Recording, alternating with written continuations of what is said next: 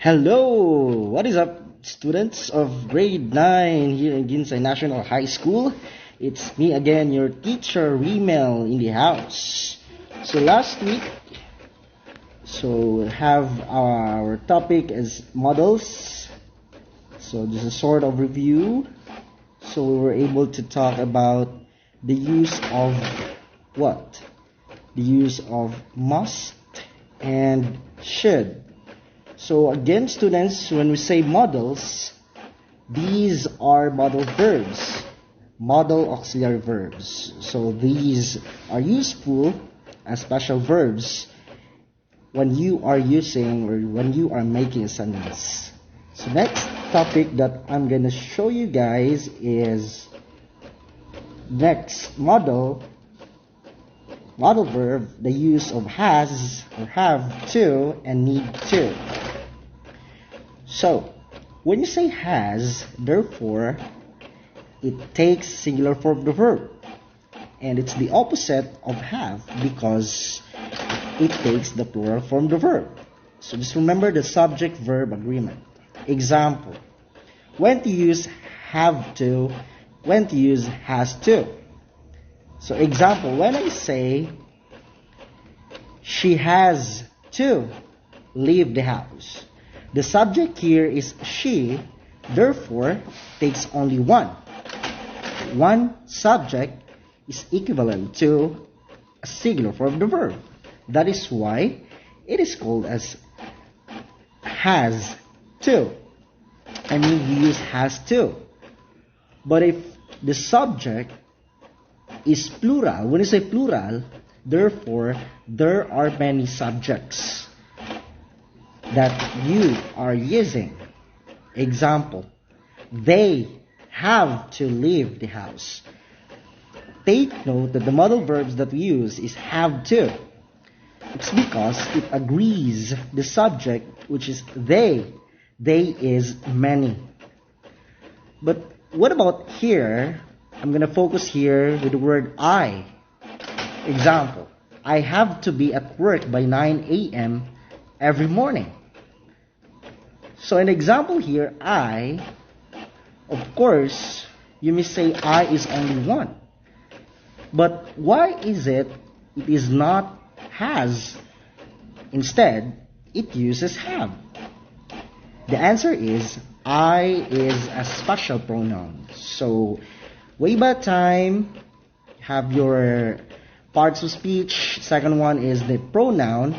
Referring to I, it takes, though it takes as a special form of pronoun. Okay? Never say I has. No. Instead, you use I have to. Okay? So, another. In here, if you want to get a promotion, you need to work very hard. So, it is quite different from the have to, has to, and need to. We say have to when we want to talk about obligations. Remember the should and the must? Things we have no choice about doing. However, we say need to when we want to talk about things that are necessary to do in order to achieve a certain goal. So take note of the difference. Talk about obligations, use have to. However, it's the opposite way of using need to because you are necessary to do in order to achieve a certain goal. You have the goal, students. In this example, if you want to get a promotion, so promotion is a goal. So you need to. You need to work very hard, right? So in order to get a promotion, of course, you need to work very hard. If your daughter wants to be a model, she needs to lose some weight. Get it? All right. Next stop is here. The modal verb ought to. The use of ought to is similar to should. Remember the should? When to use the should? So try to recap our previous video. But it is much less frequent Although should and ought to are often interchangeable, therefore you may use should, you may also use ought to, but there is a slight difference of meaning between them. When using should, the speaker expresses his own subjective view. It's more on the subjective side. Ought to is more objective and is used when the speaker wants to express something as a law, duty, or regulations. Therefore, use ought to if you talk about law, duties, or regulation. We have examples here. First, motorcycle riders ought to follow the IATF approved safety barrier shield. So take note that the motorcycle riders ought to. So remember the usage of ought to? It is used to express something as a law. So ought to follow the IATF approved safety barrier shield. Try to notice the second example. Everyone should disinfect frequently. It's not a law, but you are obliged to do it, right? So it's the difference between the ought to and the should. Next. So in negatives, you use not the same thing. Okay? It's only negative side. Okay. So we do also have a lot of examples of modals here. When asking permission, you may use may, can, and could. Example. May I come in? Next. Could I use your pen, please? So that's asking permission. What about making a request? You use can or you use could. Example. Could you please give me the doctor's telephone number? Okay, you use can. What about when expressing possibility? May, might, or could will do. Okay, so these are actually some of examples of models, and I guess these are these topics that have been discussed with your teacher way back time. But our main topic here is the should, the must, ought to, and the like. Okay. So afterwards, you are now ready, students, to answer I can try. All you need to do is to complete the sentence given. So in a sentence, we use must. So it's next. For test 2, use must or should to complete the sentence. So actually 1 to 5, all you need to do is to answer it firmly. For test 3, complete each negative sentence to make a statement that says something is not necessary or not required. You have to use have to or need to. Example, Bob must clean the kitchen. So we're using not. Bob doesn't have to clean the kitchen. Right? So try to notice of the underlined words. Next. For task 4, you need to complete the sentence below by using ought to. Take note the use of ought to.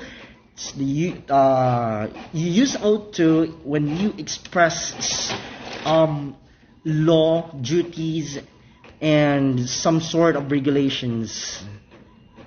Okay. For I can assess, what I'm going to do is to encircle the letter of your choice. But please read it carefully so that you can answer correctly. Next is here for I can do more. So in I can do more is actually sort of your performance task. But you're going to need to do this. It's actually A, B, C, and D. So you may choose only 2 or 3 as long as you need 3 outputs for this. But if you cannot have it, 2 will do. But if you have a lot of time to do this, the best is A, B, C, and D for your output. So do the following task. For letter A, is it possible that even at your age now, you can also contribute to ensure family security? So in what way that you can contribute family security? So you need to write the response in a paragraph, and you underline the modal verbs, of course. For letter B, you need to come up with a paragraph of at least 10 sentences focusing on a situation given using the modal verbs should and the must. So what you need to do is to use the should and the must. And of course, you need to underline it. So in the situation to focus, your parents are out for work, and you are left at home because you have no class. How can you ensure the safety of your house being entrusted to you? So that's the actual situation. Say, for example, you are the ones being left at home because your parents have to go for work. So how can you ensure the safety of your house as it is entrusted to you? For letter C, work in response to the situation below. This time, you're going to need to use need to and have to. Remember the usage of have to, need to? So with your statements, situation, you are tasked by your aunt, whose house is just near yours, to watch over your younger cousins in her house, because she will go to a distant town. Suddenly, there is an emergency to attend back to your house, and you will leave them. What would you tell them? For letter D, you need to use the pyramid as a format. Write 5 sets of advice that you can give to a friend who usually cuts classes. Of course, what are the 5 sets of advice that we need to do? Take note to use modal verbs. Out to and rank them from the most effective to the least effective. There's only around 5 sets of advice that I'm asking you to do. So if you can make these all from A to D, it's very good. It's thumbs up. But if you run out of time, you can have A, B, or what? As long as you can need to come up with 2 outputs. Got it, students? Alright, so thank you so much for watching with our session for week 4 in English 9. I hope you learned something.